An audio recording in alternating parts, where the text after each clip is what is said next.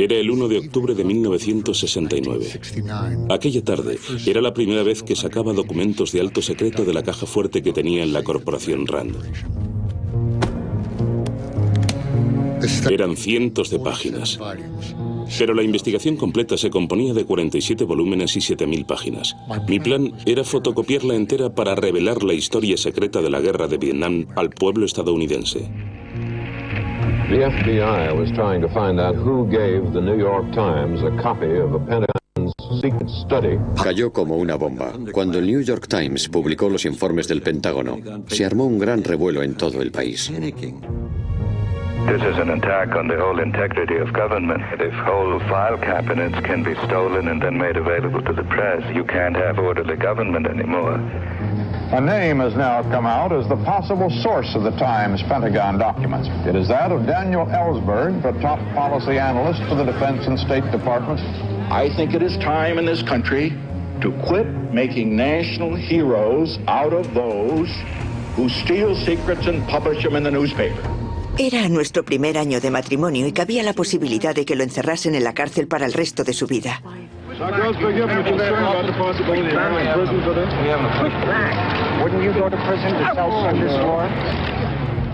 Nos sentíamos realmente como en medio de una crisis de seguridad nacional. Henry Kissinger dijo que el doctor Daniel Ellsberg era el hombre más peligroso de Estados Unidos y había que detenerlo.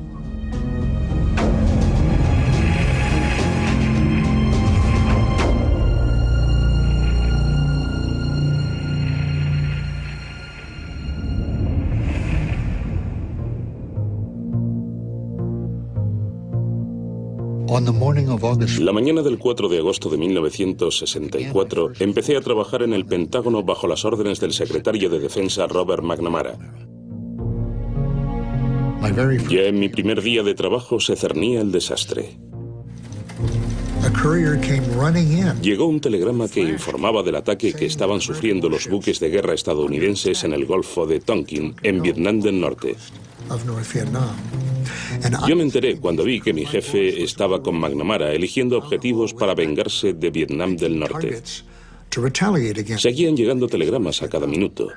Se habían lanzado 3 torpedos, luego 7. Adoptábamos tácticas evasivas. A la 1:30 de nuestra hora, llega otro cable del comodoro de los 2 buques atacados que dice: suspendan las órdenes. Dudamos que la información sobre los ataques con torpedos sea verídica. Renewed hostile actions against United States ships on the high seas in the Gulf of Tonkin have today required me to order the military forces of the United States to take action in reply. Según pasaban los días, parecía estar cada vez más claro que no se había producido ningún ataque. I shall immediately request the Congress to pass a resolution. El presidente Johnson estaba dispuesto a evitar una victoria comunista en Vietnam del Sur. Tergiversó los hechos del incidente del Golfo de Tonkin para persuadir al Congreso y que le concediese una autoridad sin restricciones en el uso de la fuerza militar.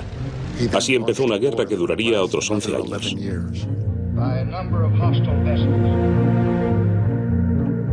Senator Fulbright, you moved the Tonkin resolution through the Senate. Did you know anything about this? I accepted the story given to us by the President and Mr. McNamara and Mr. Rusk, and I believe General Wheeler. I had no reason at that time and under those circumstances to doubt the validity, the truthfulness of this whole operation. We still seek no wider war. Que la intentaban evitar. De lo que me iba enterando día tras día en el Pentágono es de que la guerra era nuestra máxima prioridad. Se estaba preparando una gran guerra para justo después de las elecciones. It's a war that I think ought to be fought by the boys of Asia to help protect their own land.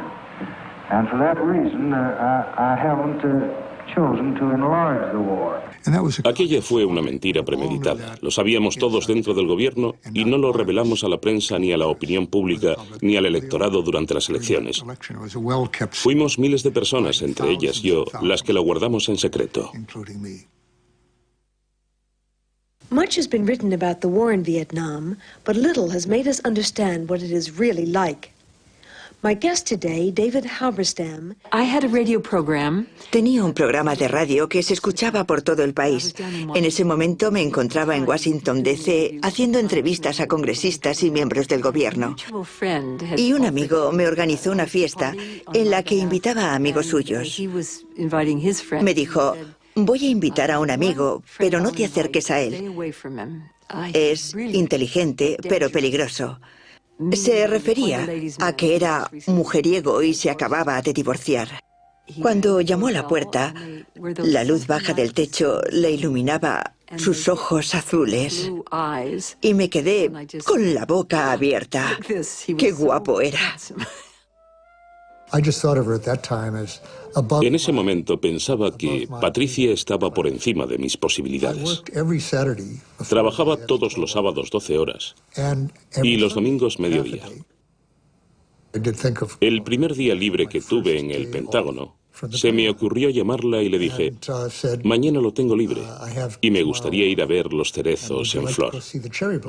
Pero yo tenía que cubrir la manifestación por la paz para la radio. Estaba trabajando 70 horas a la semana para la guerra y yo no podía pasarme mi primer día libre en una manifestación contra la guerra.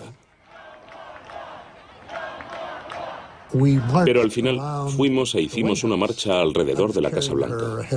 Yo le llevaba su magnetofón y recuerdo que pensaba, como mañana salga en una foto en el Washington Post, me va a resultar un poco difícil explicarlo. Me encontré con una pareja amiga que eran liberales radicales y el marido me dijo, ¿cómo puedes estar saliendo con alguien que trabaja en el Pentágono en favor de la guerra?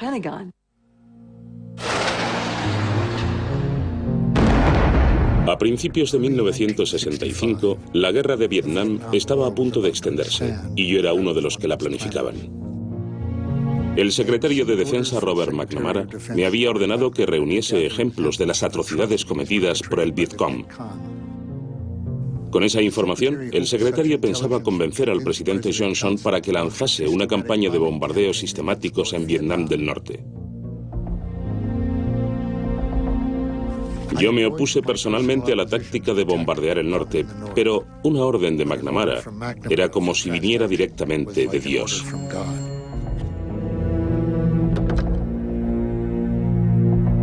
Mi personal en Vietnam se encargó de reunir los datos. Le comuniqué al coronel que necesitaba entregárselo al presidente antes de las 7 de la mañana siguiente. Necesitaba detalles de las atrocidades perpetradas por el Vietcong en cualquier parte de Vietnam. Y sobre todo quería detalles de lo más desagradable que hubiesen sufrido los norteamericanos. Le dije al coronel, necesito sangre.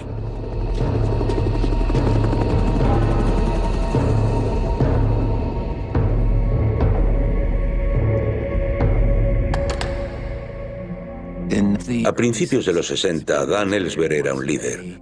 Y si no era el líder, era uno de los jóvenes cerebros de la guerra.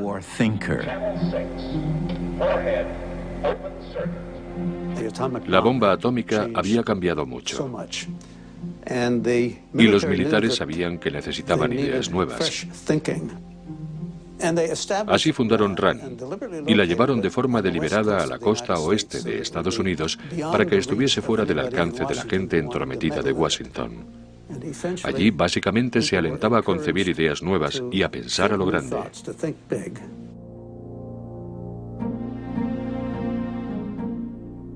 Dan impresionaba a la gente. Era listo, con imaginación, un gran técnico. Empleaba muy bien la lógica. Aprovechaba ideas sacadas de cualquier parte. Era capaz de sacar ideas hasta de un cuento. En Harvard hice un trabajo sobre la toma de decisiones en situaciones de incertidumbre. En la corporación RAND analicé la hipótesis más peligrosa de la historia de la humanidad: si lanzar o no misiles nucleares ante una posible amenaza incierta. La cuestión clave en la que se centró Daniel fue si había que ir a la guerra, cuál era la forma menos peligrosa de hacerlo, quién tomaría las decisiones, cómo se comunicarían las decisiones y cuáles eran las opciones que tenía el presidente.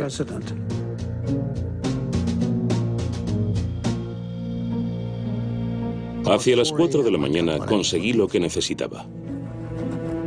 El coronel me dijo, nos acaban de informar de que han capturado y asesinado a 2 asesores estadounidenses.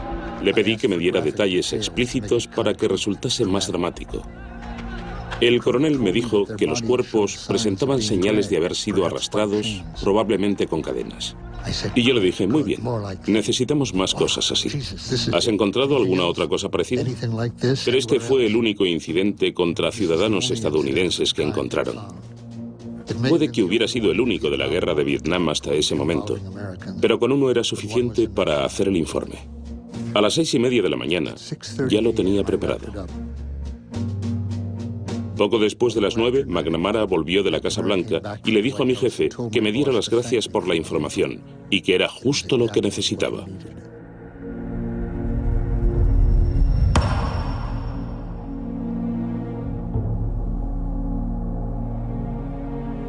Que yo recuerde, este fue el acto más vergonzoso de todos los que hice, y en un momento crítico, ayudar a McNamara a convencer al presidente con la información que yo le di para iniciar una campaña de bombardeos sistemáticos a los que yo me oponía completamente. Dan Ellsberg vivía todo con una gran pasión, pero nada con más intensidad que el sentimiento de culpabilidad que sentía por todo lo que había hecho en los primeros años de la guerra.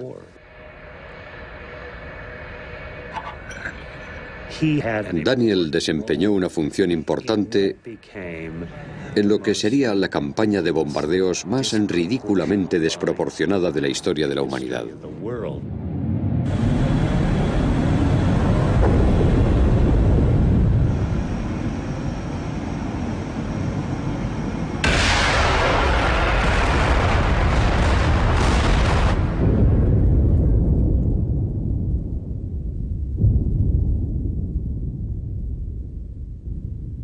Daniel no era un simple burócrata pasivo al que le tocase vivir en la época de la guerra. Realmente creía en ella.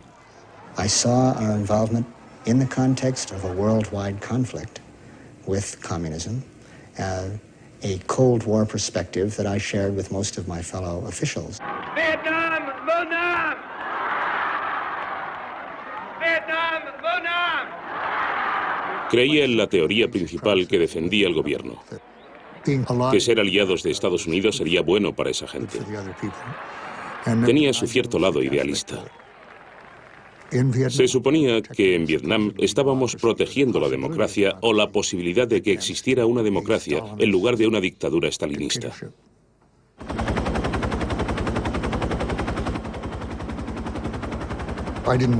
No quería seguir desde Washington la guerra en la que estábamos involucrados. Quería estar allí. En los Marines había aprendido que para saber lo que pasa hay que estar en primera línea del frente.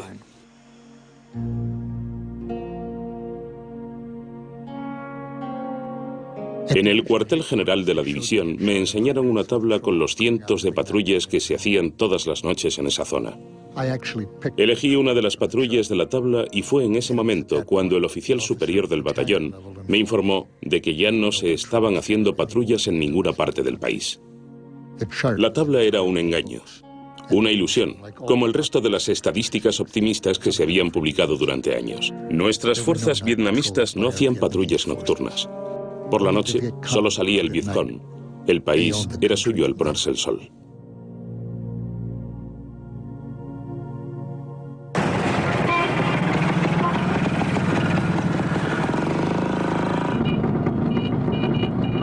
Estábamos muy enamorados. Fui a ver a Dan a Vietnam y en ese viaje me pidió que me casara con él.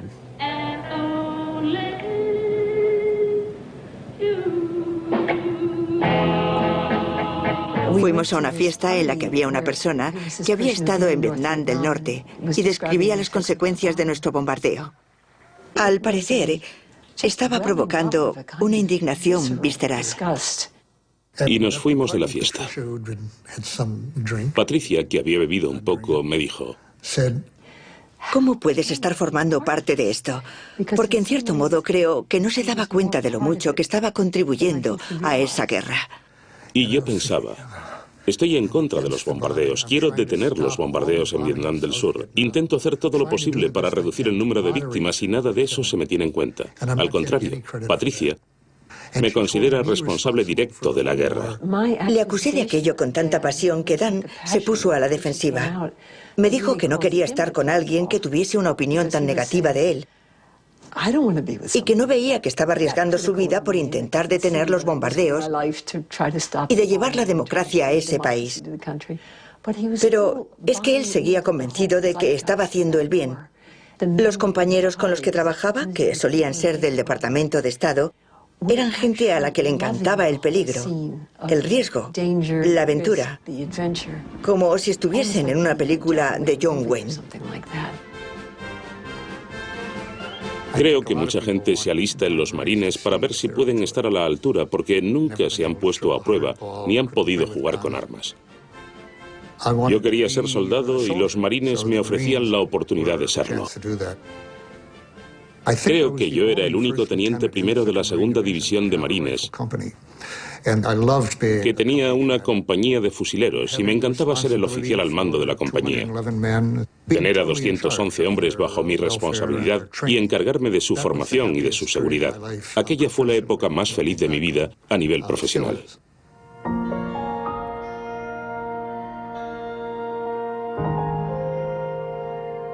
Cuando me fui, se mostró muy distante. Se había encerrado en una especie de coraza que no me dejaba traspasar. En ese momento pensé que no era posible. ¿Cómo iba a casarme con alguien que no me concedía en cierto modo el beneficio de la duda? Para mí, el compromiso estaba roto.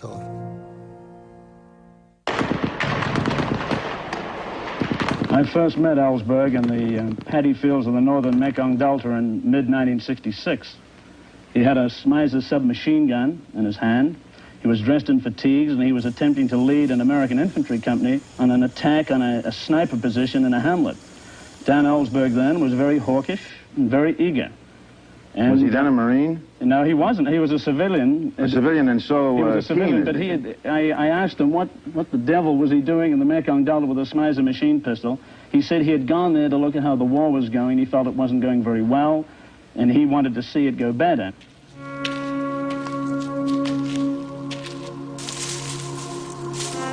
Iba en primera línea con otros 3 hombres por delante de la compañía principal para detectar posibles emboscadas. Y oímos unos disparos a nuestra espalda. Miré hacia atrás y vi a 2 harapientos del Vietcong disparando con un AK-47. You get on that position, there'd be no one there, and then you'd be hit from another clump. And I believe that bands were working us, essentially, alternately leapfrogging each other. Debían estar escondidos en el agua cuando pasamos, y ahora estaban atacando a las tropas que nos seguían. Ya no podíamos dispararles porque se encontraban en la misma dirección que nuestros propios compañeros. Now, in the course of a day like that, you get a very great respect for these people who are in effect running circles around an American battalion. I remember looking up at a sergeant as we lay after about the 15th of these incidents and saying, "Do you ever feel like the Redcoats?" And he said, "Yeah, I've been thinking that all day."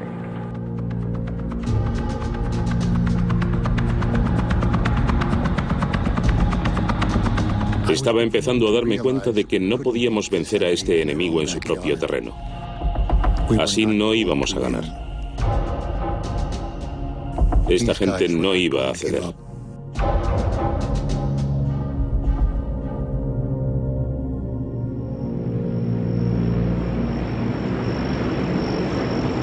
Al volver, íbamos en el avión de McNamara y tuve la oportunidad de darle mi informe, que tenía más de 100 páginas en letra pequeña. Al parecer no se había traído mucho para leer, así que tuve el gran placer burocrático de ver a mi superior leyendo mi informe en lugar de dejándolo en un montón. Por eso, McNamara sabía muy bien lo que yo pensaba sobre Vietnam, es decir, que estábamos estancados y que la situación no iba a mejor. Hacia el final del viaje me llamó a la parte del avión donde se encontraba y me dijo: Dan, estoy en medio de una discusión. Este señor me dice que las cosas están mejorando y que vamos avanzando. Y yo digo que todo va peor que hace un año. Tú eres el que lo sabe mejor. ¿Cuál es tu respuesta? Y le contesté: señor secretario, me he quedado impresionado de ver que todo sigue prácticamente igual que hace un año. Y él dijo: ¿lo ves? Eso es justo lo que estoy diciendo yo. Hemos traído a otros 100.000 soldados aquí y las cosas siguen igual. No mejoran, lo que significa que está mucho peor. Cuando aterrizamos estaba muy nublado. McNamara bajó primero y yo fui detrás de él. You asked whether I was optimistic or pessimistic. Today I can tell you that military progress in the past 12 months has exceeded our expectations. Decía que estaba muy animado por lo que había visto en Vietnam, que las cosas iban mejor ahora en todos los aspectos, que se estaban logrando avances, que todo iba mejor. Y yo pensaba: espero no tener nunca un trabajo en el que tenga que mentir de esa forma.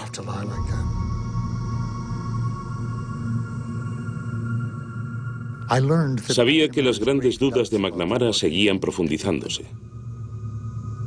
En privado, abogaba por detener los bombardeos y llegar a una solución política. Pero Johnson rechazó el consejo de McNamara. En aquel entonces, McNamara tenía la misma sensación que tiene mucha gente ahora de que se había cometido un trágico error y que estábamos en medio de una catástrofe, y que era importante intentar comprender cómo nos habíamos metido en semejante catástrofe. En junio de 1967, McNamara ordenó una investigación completa en el Pentágono sobre la historia de la participación de Estados Unidos en Vietnam. Fuimos a la corporación RAND y contratamos a gente que hacía investigaciones históricas. Una de esas personas era Daniel Ellsberg. Mi participación en la investigación transformaría mi vida y cambiaría la historia en un sentido que nunca hubiera imaginado. Nosotros clasificamos como de alto secreto la investigación del Pentágono y cada una de las páginas del estudio eran de alto secreto porque todo era top secret. Aunque lo que intentábamos con ello no era evitar que lo vieran los vietnamitas, a quienes les importaba un pimiento, o los rusos o los chinos, sino Lyndon Johnson. Temíamos que si el presidente se enteraba de la investigación, la detendría inmediatamente, porque Johnson sabía que McNamara tenía sus dudas sobre la guerra y pensaba que había ciertos bandos civiles en el Pentágono dispuestos a hacer todo lo posible para sacarnos de Vietnam. I don't want a man in here to go back home thinking otherwise. We are going to win.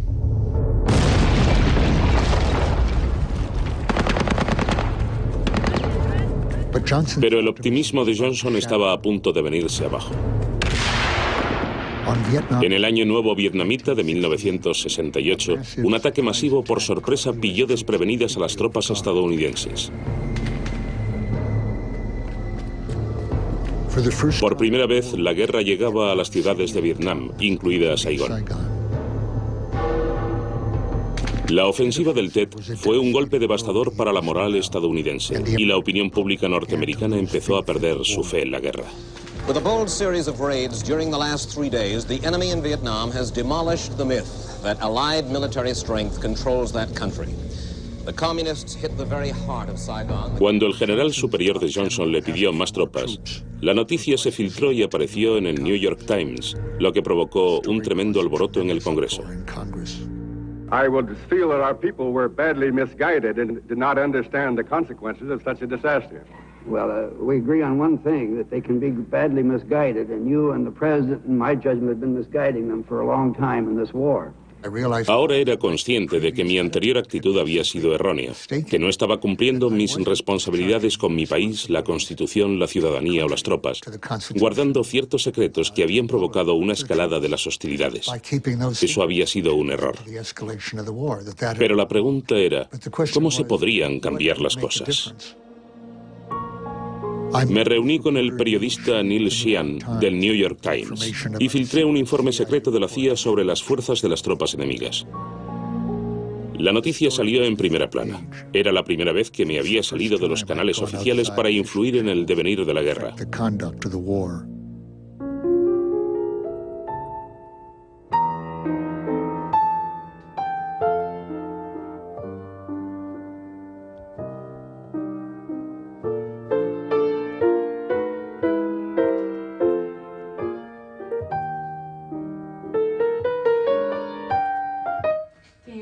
Dan, ¿cuándo empezaste a tocar el piano?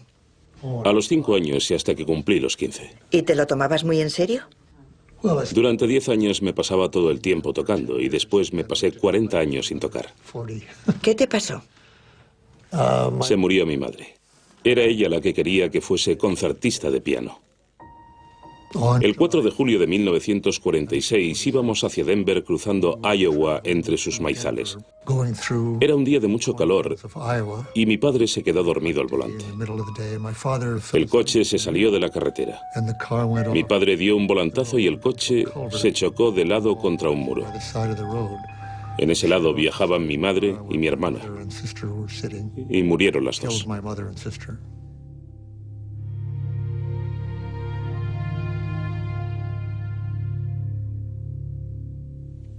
Yo iba sentado al otro lado, detrás del conductor, y me rompí una rodilla. Tuve conmoción cerebral y permanecí en coma durante 36 horas, y luego 3 meses y medio recuperándome en el hospital. Creo que aquello me dejó la impresión de que alguien como mi padre, una persona a la que quería y respetaba como figura de autoridad, podía dormirse al volante, y por tanto había que vigilarlo. No porque fuese malo, sino porque quizá no era consciente de los riesgos.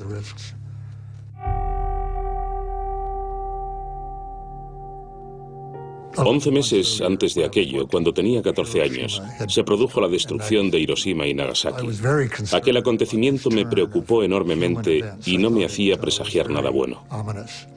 A la confusión que sentía por aquella decisión moralmente muy cuestionable de nuestro presidente Harry Truman, a quien yo admiraba, se unía ahora la desconfianza en mi padre, que se había despistado hasta el punto de provocar la muerte de mi madre y de mi hermana.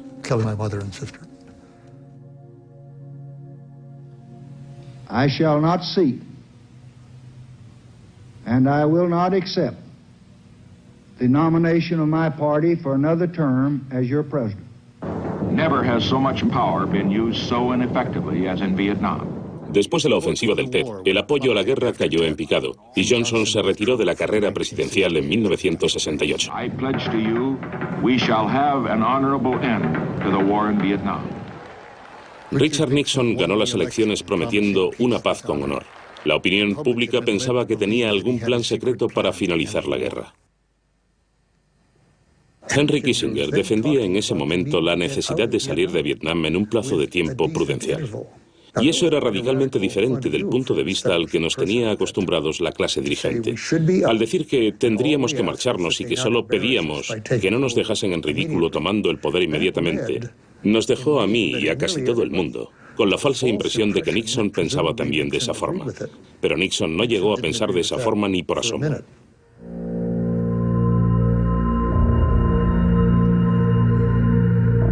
Yo le había dado a Kissinger una serie de opciones que había redactado en la Corporación Rand. Eran 6 o 7 alternativas relativas a Vietnam para que las tuviese en consideración en su primer Consejo de Seguridad Nacional con Nixon. Y me dijo, Dan, ninguna de las opciones que me propones es de victoria. Y yo le contesté, es que no hay ninguna opción de victoria. Podrías doblar el número de tropas y conseguirías apaciguar un poco las cosas, pero solo hasta que se marchasen. Podrías usar armas nucleares y matar a toda la gente, pero yo a eso no lo llamaría victoria. Por lo tanto, yo no veo ninguna forma de ganar aquí. Aproveché aquella oportunidad para decirle lo que pensaba desde hacía mucho tiempo sobre lo que significa entrar en este mundo de secretismo. Le dije, Henry, vas a tener acceso a un montón de información secreta que no sabías ni que existía. Y eso te va a provocar diferentes estados de ánimo.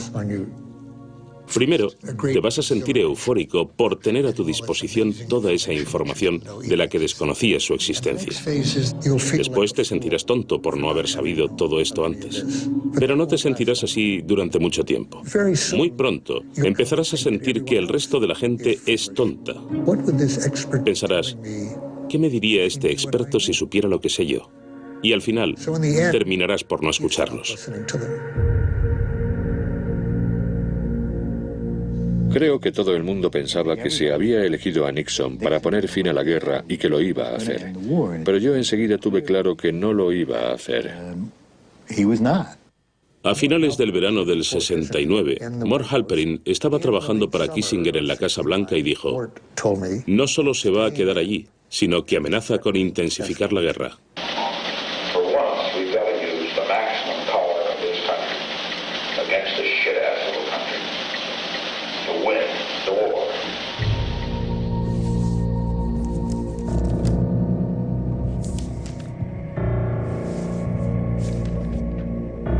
En agosto de 1969, leí por primera vez el principio de la investigación de McNamara. Conocer la guerra desde su principio me afectó más de lo que hubiera imaginado. Cambió totalmente mi punto de vista sobre la legitimidad de la guerra.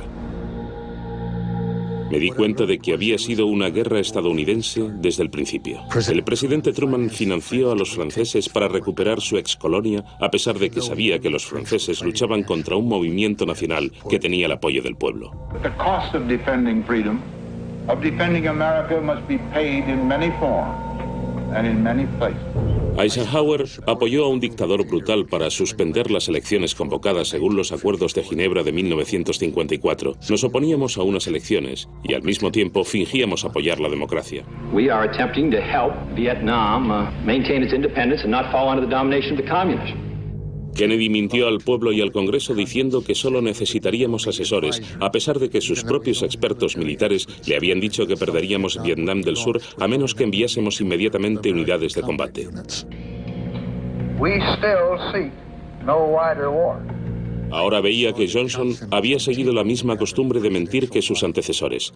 Todos los presidentes querían evitar el estigma de dejar Indochina en manos comunistas bajo su mandato. No es que estuviésemos en el lado de los malos, es que nosotros éramos los malos. Era un crimen desde el principio, realizado por 4 presidentes distintos, según revelaba esta investigación. Y ahora, un 5º presidente iba a hacer lo mismo sin que se vislumbrase el final. Los cientos de miles de personas que estábamos matando eran un homicidio injustificado, y yo no conseguía distinguir entre eso y el asesinato. Había que terminar con los asesinatos.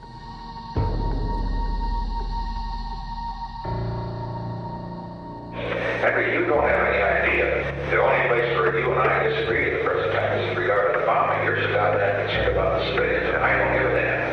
I don't care. I'm concerned about the civilians because I don't want the world to be mobilized against you as a butcher.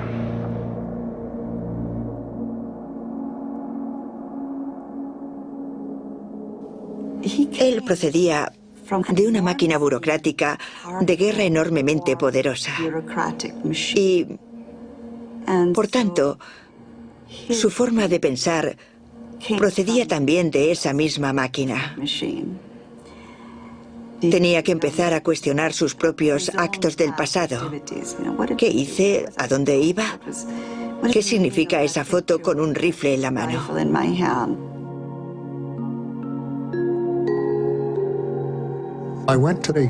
Fui a una conferencia para conocer a gente que había practicado la resistencia pacífica en su vida. Un amigo mío me dijo que había sido trotskista, un organizador laboral. Y yo pensé, ¿cómo se vuelve uno trotskista? Y me dijo, es como con cualquier cosa, conocí a una chica. Sí, es verdad. Yo conocí a una chica en India que había seguido a Gandhi. Una vez le oí decir, vengo de una cultura en la que no existe la palabra enemigo. Y a mí me parecía que vivir sin la palabra enemigo era como prescindir del concepto del cero en la aritmética. Por sus preguntas, intuí que tenía verdaderos deseos de aprender, porque había visto ciertas cosas en el mundo que no le gustaban y que deseaba que desapareciesen. Y creo que aquel era el vínculo que tenía con lo que intentábamos hacer nosotros. Me vi repartiendo octavillas en esta manifestación y en un principio me sentí ridículo. Creo que se me notaba lo que estaba pensando. Y pensaba, ¿qué estoy haciendo aquí? No sé a qué viene todo esto. Sabía que si alguno de mis colegas de RAND o el Pentágono se enteraba de lo que estaba haciendo, pensaría que me había vuelto loco. Quienes más me impresionaron por estar dispuestos a pagar un precio personal fueron los jóvenes a quienes encarcelaron por negarse a ser reclutados. Uno de ellos en concreto, Randy Keeler, iba a dar un discurso. Me presentaron a una persona cuyo historial no encajaba mucho con el del resto de los asistentes allí. Y esa persona era Dan. Habló de los motivos personales que le llevaron a dejar Stanford para unirse a la Liga de Objetores de Conciencia contra la Guerra. Imagínense a un joven de 25 años que se enfrentaba a 5 acusaciones que tenían una pena máxima de 5 años cada una. Cuando me dijo, nuestro amigo Bob entró ayer en la cárcel, se le quebró un poco la voz, pero siguió diciéndome, hace una semana fue David Harris, el marido de Joan Baez, quien fue a la cárcel. Y yo estoy muy contento de unirme a ellos. Pero no estoy preocupado porque sé que el resto de vosotros continuaréis la lucha. En ese momento, todo el mundo estaba aplaudiendo en pie y llorando. Y yo lloraba también. Salí del auditorio y encontré unos servicios de caballeros que estaban vacíos. Me senté en el suelo y me puse a llorar como un niño. Estuve así un buen rato, más de una hora. Se me pasaron por la cabeza varios pensamientos. Uno de ellos era que lo mejor que podían hacer los jóvenes en nuestro país era ir a la cárcel. Cuando te oí decir las palabras, voy a ir a la cárcel, sentí como si me dividiesen la cabeza en dos con un hacha. Porque realmente era como si mi vida se hubiera dividido en un antes y un después. Y esa vida del después es como he vivido hasta ahora.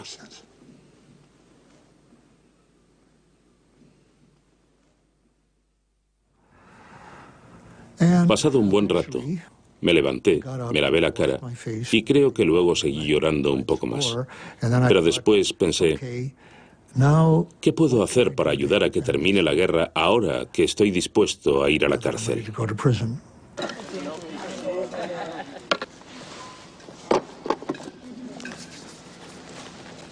This trick is called the square circle. Square.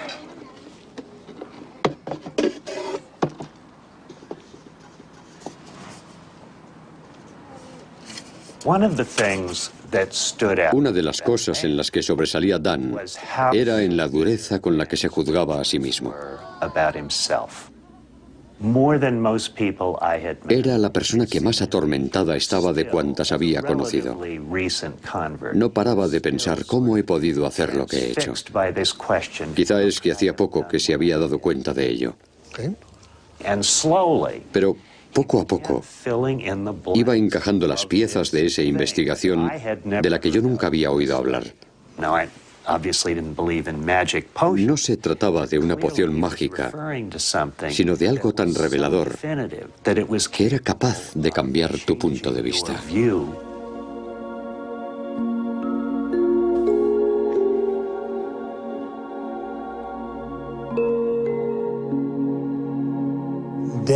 Dan podía haberse convertido en un radical porque iba camino de ello. Pero era una persona que siempre elegía el término medio.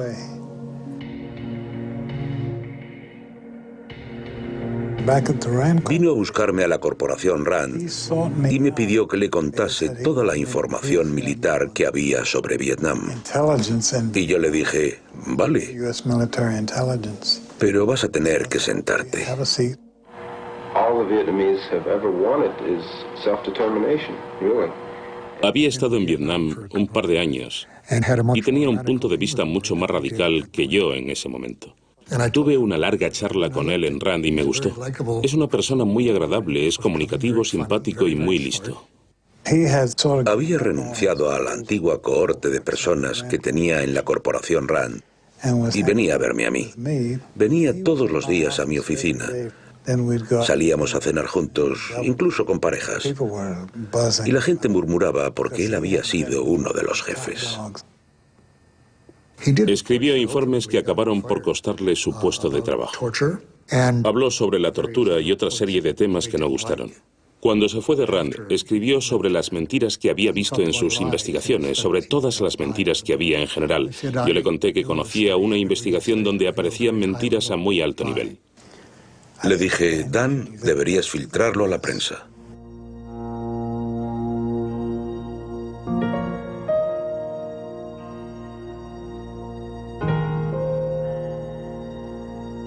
Guardar silencio sobre lo que había leído y oído me convertía en cómplice.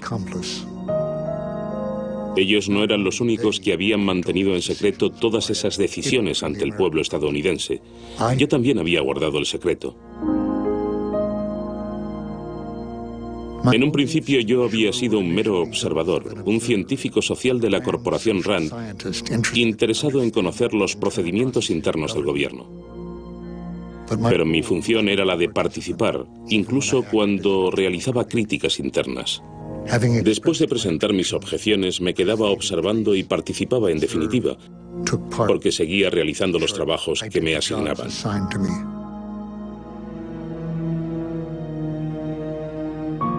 Henry David Thoreau dijo, da tu voto entero, no solamente el papel, sino el de toda tu influencia. ¿Y si estaba dispuesto a renunciar al acceso a información secreta, a mi carrera, a mi contacto privilegiado con la cúpula? ¿Y si renunciase a todo eso? ¿Y si estaba dispuesto a arriesgarme a que me procesaran?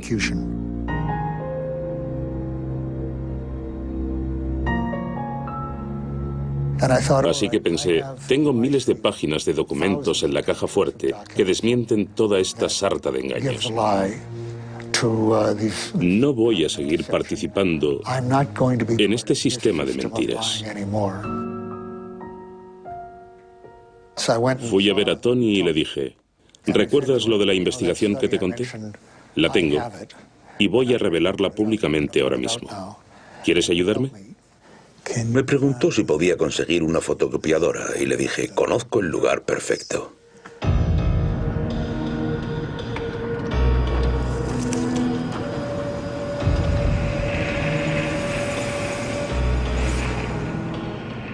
Empecé a fotocopiar la investigación de McNamara en otoño de 1969.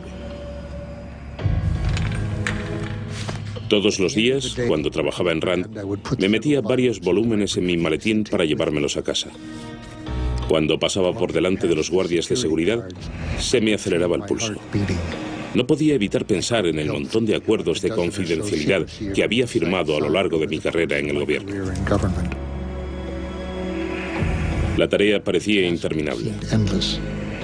Muchas veces trabajaba toda la noche y por la mañana temprano volvía a poner los documentos en mi caja fuerte de RAND y me marchaba a casa. Vivía en una playa estrecha de Malibú. Me encantaba hacer body surf y me metía en el agua todas las mañanas antes de irme a dormir. Recuerdo que cuando estaba nadando y viendo el amanecer tras las montañas de Malibú, entre las olas que tanto me gustaban, pensaba, ¿cómo puedo estar haciendo esto? ¿Cómo puedo estar arriesgándome a perder todo esto? En ese momento yo tenía 13 años. Me contó que había una historia secreta sobre la guerra del Vietnam que él había leído, que la había fotocopiado y que había decidido filtrar otra copia de ella al Congreso de los Estados Unidos. Me dijo que sería un acto de desobediencia civil y me preguntó si quería ayudarle. Yo no pensaba que pudiese necesitar mi ayuda, pero esto era arriesgado y muy importante para él.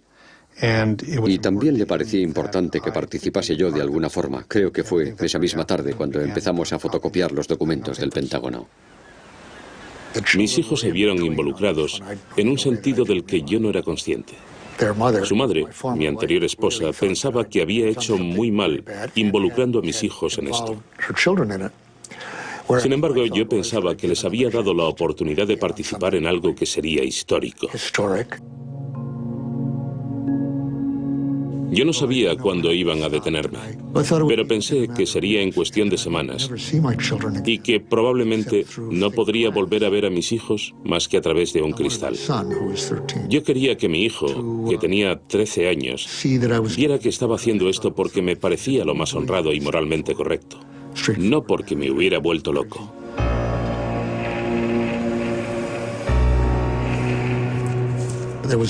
Recuerdo una noche en la que Mary, mi hija, que solo tenía 10 años, participó.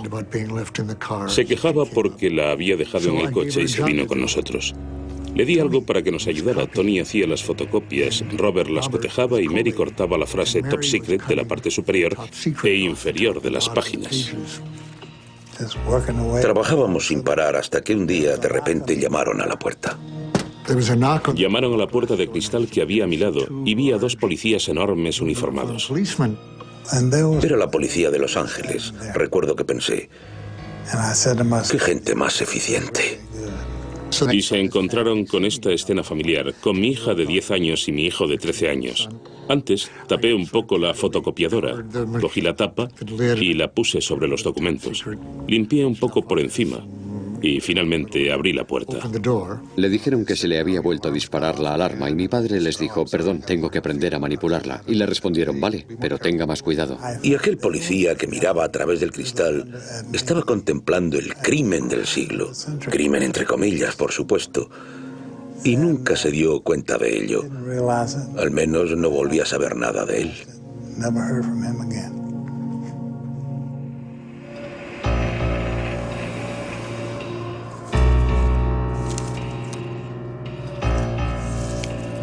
La investigación constaba de 47 volúmenes y 7.000 páginas.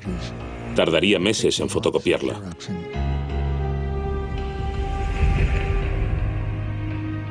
Tenía mi esperanza puesta en el Congreso. Llevé los documentos a los detractores más abiertamente en contra de la guerra. Seguro que ellos se alegrarían al verlos y querrían divulgarlos públicamente. The people that I needed to talk to or somehow to reach were the ones who had been saying they had been against the war for years while I was supporting the war, longer than me, who said that they saw through the war, that they saw that it was wrong, and what I wanted them to do now, and what I still want them to do, and what they still can do, is to act. Pero nadie hizo nada. Y mientras la guerra iba a más. Hasta que oí un discurso del congresista Pete McCloskey. Dije, creo que no nos están diciendo la verdad sobre Vietnam. Y les dije algunas de las cosas que acababa de ver un mes antes. Reveló información sobre el bombardeo secreto de Laos. Además, era un representante de Estados Unidos que empleaba la palabra mentiras. Por fin, había un hombre que tenía suficientes agallas para aprovechar algo de los documentos. Y me pasaron una nota en la que decía, es verdad lo que dice, yo dispongo de información que demuestra que es verdad. Me dijo que le gustaría hablarlo conmigo, pero se tenía que marchar enseguida, aunque si quería ir con él, podríamos hablar de camino. Para que vean lo desesperado que estaba en ese momento, fui capaz de pagar un billete de avión a California solo para poder hablar con este congresista. Sentía con pasión lo que decía, con intensidad, creo que es la palabra más correcta para describirlo. No sonreía y me hablaba muy en serio, deseaba que comprendiese la importancia de estos documentos. En ese momento pensaba, y ahora lo pienso más que nunca, que esos documentos ejercían un gran poder para atraer la atención y ser tomados en serio como ninguna otra cosa. Creo que al saber que eran documentos de alto secreto, dudábamos sobre nuestro derecho a leer o revelar ese tipo de información. Pero aquella era toda una revelación. Entonces fui a declarar ante el comité Fulbright y después me acerqué al senador y le dije, tengo un montón de papeles que de divulgarse podrían volcar la opinión pública en contra de la guerra. Y me contestó, ya lo sé. A mí me han entregado otro juego. El Congreso había actuado siempre con timidez por deferencia al Poder Ejecutivo y por el miedo a ser llamados antipatriotas. El miedo a ser acusados de revelar secretos militares, etc. Y esa tradición era tan fuerte que incluso los senadores y congresistas que estaban en contra de la guerra no querían tener nada que ver con los documentos que les había ofrecido Dan Ellsberg.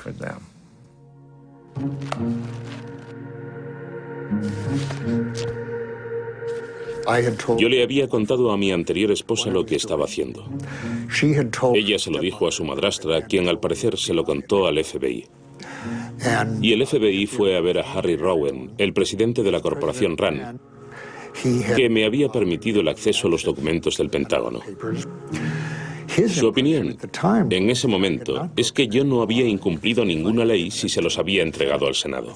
El Senado tenía derecho a verlos, pero esperaba que el FBI no tardaría en venir a por mí.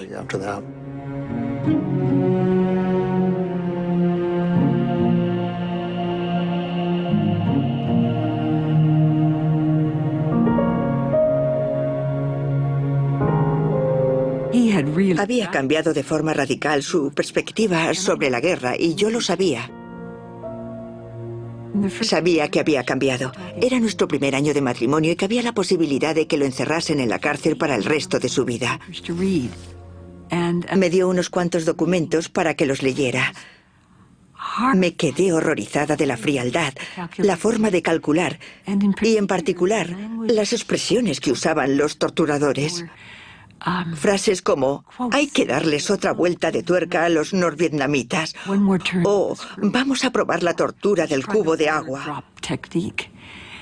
Y yo pensaba, ¿cómo pueden hablar en estos términos los líderes de nuestro país y después engañar al pueblo estadounidense? Recuerdo que me puse a llorar porque sabía que los tenía que divulgar. Salí con lágrimas en los ojos y le dije, hazlo.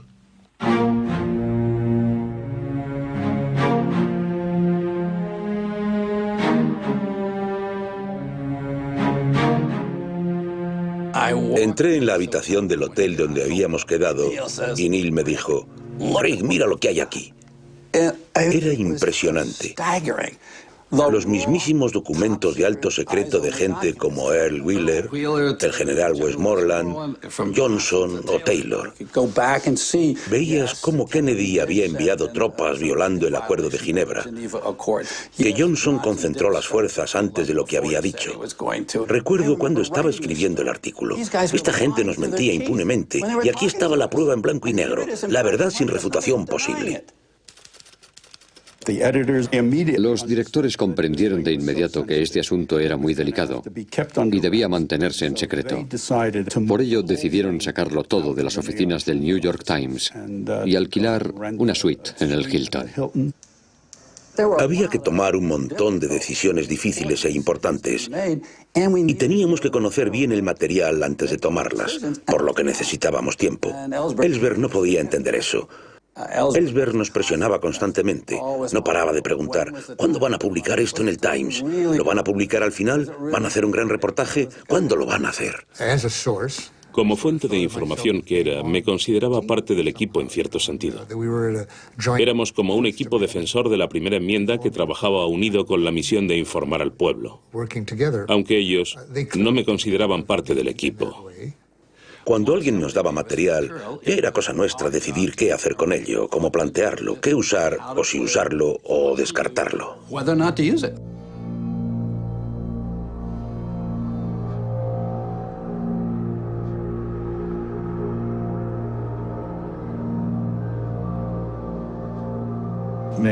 En mayo del 71, se organizó una manifestación en Washington para que la gente cometiese actos de desobediencia civil, bloqueando calles, bloqueando puentes y haciendo todo lo posible para interrumpir la vida en Washington y expresar su indignación contra la guerra.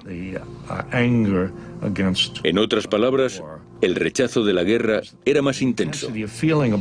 Tuvimos reuniones en mi casa con una serie de personas y Noam Chomsky, Dan Ellsberg y yo decidimos ir a Washington. Formamos una especie de grupo afín.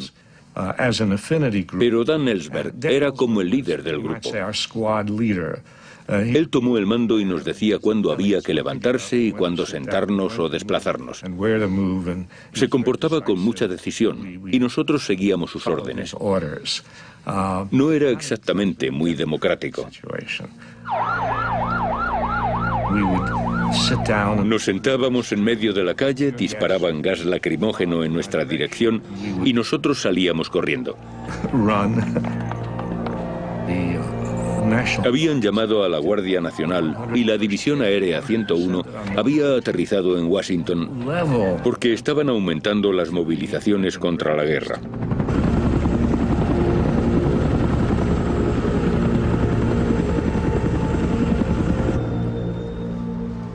¿Deberíamos hacerlo o no deberíamos hacerlo? Neil y yo, después de haber probado lo que era estar ahí, opinamos que debíamos continuar, que esto no pondría en peligro la seguridad nacional y que de hecho sería un servicio público. Yo solo sabía que tenían un montón de documentos clasificados como secretos y yo como abogado tenía que saber si se podían publicar unos documentos secretos. Aquí hay una ley sobre el espionaje que después de darle vueltas y más vueltas podría aplicarse a la publicación de los documentos del Pentágono. Nosotros éramos los que estábamos en la sala de máquinas haciendo el trabajo, no éramos los directivos de la compañía, pero oíamos todas las batallas que se libraban a nuestro alrededor y sabíamos que nosotros también estábamos corriendo un riesgo y que la firma de abogados que llevaba décadas trabajando para el Times nos decía: no lo publiquéis, ¿sabéis que estáis infringiendo la ley sobre el espionaje y que os van a meter en la cárcel? Créame que nos lo dijeron. Y menos mal que Jim Godell, el abogado interno de la compañía, adoptó una postura diferente.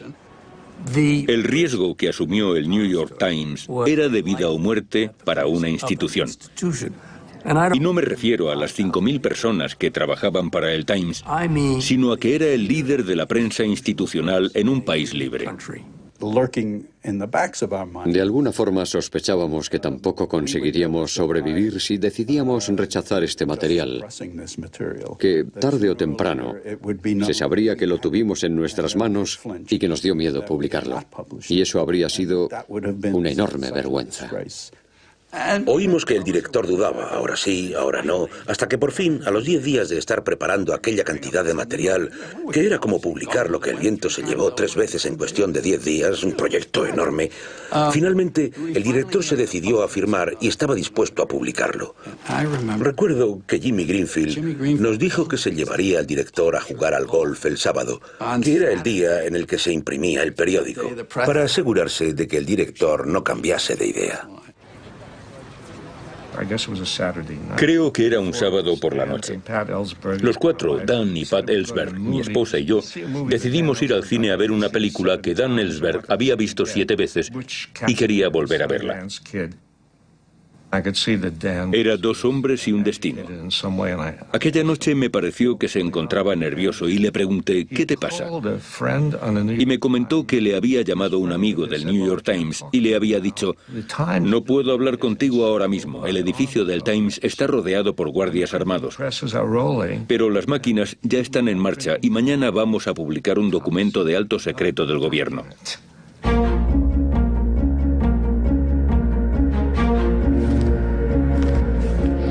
This weekend, portions of a highly classified Pentagon document came to light for all the world to see and brought cries of outrage from Washington. The Pentagon papers make it abundantly clear how little the public knew of what was going on behind the scenes during... Its main effect is to refute the notion that we stumbled into the war. At the White House, a spokesman said President Nixon got his first look at the secret report when a copy was delivered to him today. This goddamn New York Times expose of the most highly classified documents of the war. You mean that was leaked out of the Pentagon? Sir, this is a devastating security breach of the greatest magnitude of anything I've ever seen. Did we know this was coming out? No, we did not, sir. I just start right at the top and fire some people. I mean, whatever department it came out of, I'd fire the top guy. En el primer número que publicaron salía un párrafo de lo que decía el ayudante del secretario de Defensa al secretario McNamara. Casi me lo sé de memoria. Decía: estamos en Vietnam un 10% para ayudar a los subvietnamitas, un 20% para contener a los chinos y un 70% para guardar las apariencias en nuestro país. Todas las mujeres estadounidenses que tuviesen un novio o un marido podían asumir que estuvieran defendiendo a los subvietnamitas, pero enterarse de que estuvieran muriendo solo por salvar la imagen era verdaderamente indignante. El lunes fue un día muy interesante. Volví al New York Times, subiendo a toda prisa por el ascensor hasta la planta de la cúpula directiva, y estaban enfrascados en una discusión con el mayor griterío que había oído en mi vida. Había llegado un telegrama de John Mitchell, el secretario de Justicia de Nixon. El telegrama decía: queremos que detengan la publicación inmediatamente y si no lo hacen, tomaremos las medidas apropiadas. A ver, ¿para qué llevamos 200 o 300 años luchando en este país para defender el derecho a hablar? El derecho a publicar, el derecho a pensar contra las amenazas de los gobiernos si vamos a renunciar a todo porque alguien nos envíe un telegrama.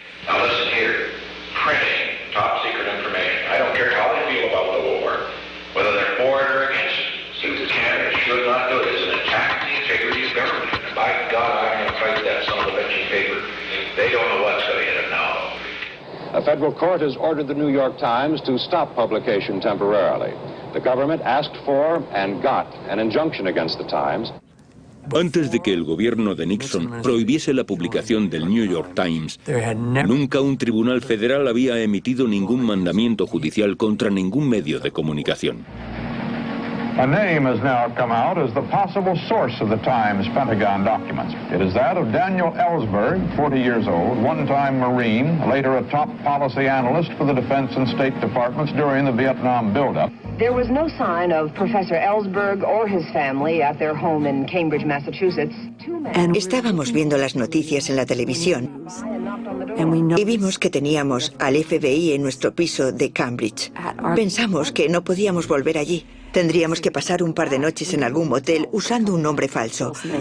No habíamos hecho la maleta y no teníamos ni siquiera un cepillo de dientes, nada. Sabía que lo estarían buscando para arrestarlo. Y quería tener la oportunidad de darle los documentos a otros periódicos. Aquel día salía de una reunión a las 3 de la tarde, después de que hubiesen prohibido la publicación del Times, y mi ayudante me dio un número de teléfono. Llamé y una voz me dijo: si le consigo lo que quieran, ¿lo publicarán? Y le contesté: por supuesto que lo publicaré. The Post picked up the Pentagon story where the Times left off, but was ordered to halt its publication of the material in the court ruling last night. No había forma de saber cuándo iban a poder seguir publicando los documentos en el New York Times y en el Washington Post, si es que se lo volverían a permitir. Podría ser el final, a menos que otros periódicos estuviesen dispuestos a desafiar al gobierno. Oí que el senador Mike Gravel emplearía una táctica obstruccionista hasta que se dejasen de reclutar soldados. Yo seguía con mi política obstruccionista cuando recibí una llamada. No sabía quién era. Me preguntó: ¿es usted el senador Gravel? Le dije sí, y me dice: ¿querría leer los documentos del Pentágono en el Senado? Y le dije sí, y ahora por favor cuelgue. Como le dije por teléfono, si quería hacer